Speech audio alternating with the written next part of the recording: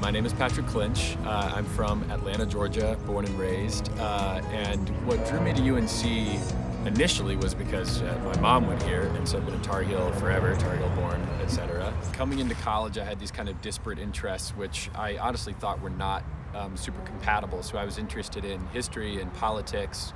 I was also interested in English, and I was interested in comedy performance and comedy writing. And so I felt like those things were, maybe related in some sort of abstract sense, but not in a practical sense. And the Robertson kind of opened up a lot of doors for me in terms of kind of exploring those interests in tandem. So my exploration summer was half political, half kind of comedy related, but also history related.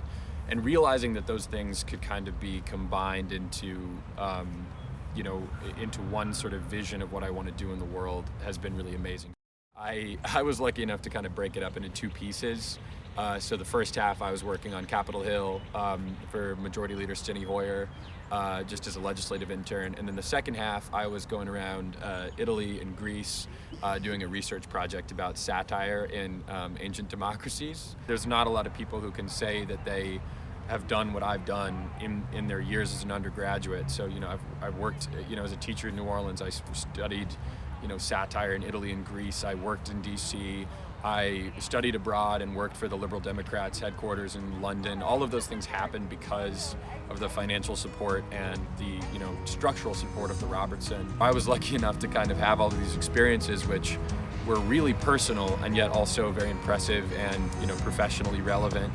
And academically relevant when I got to that stage of interviewing for the Marshalls.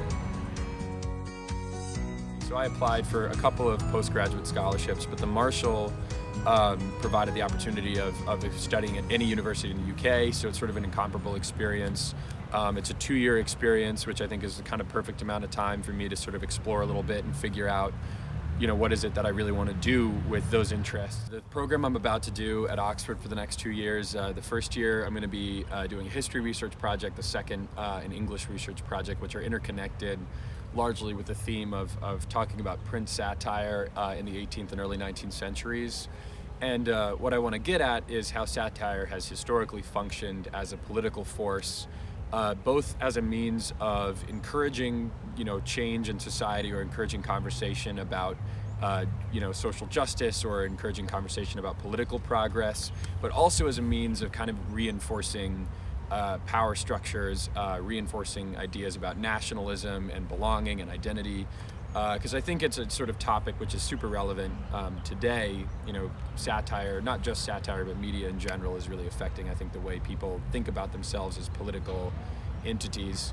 And so that's sort of my angle. I also just really love satire and comedy, so it's an excuse for me to read some of that and get to know the masters who kind of invented the form in those centuries.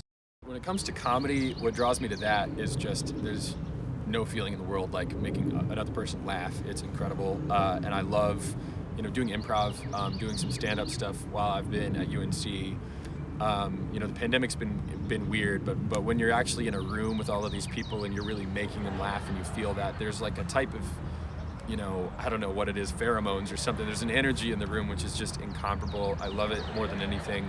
And I also really hope that I'm good enough at it to try to, make something out of that. So we'll see. I want you to remember Bradley's face, okay? Because this face is going to be worth $150,000, all right, as a starting salary, okay? $150K, all right? He's going to be buying all you little punks of dinner, okay?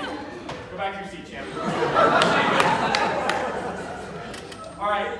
So, who wants to learn how to sell a subprime loan? Okay.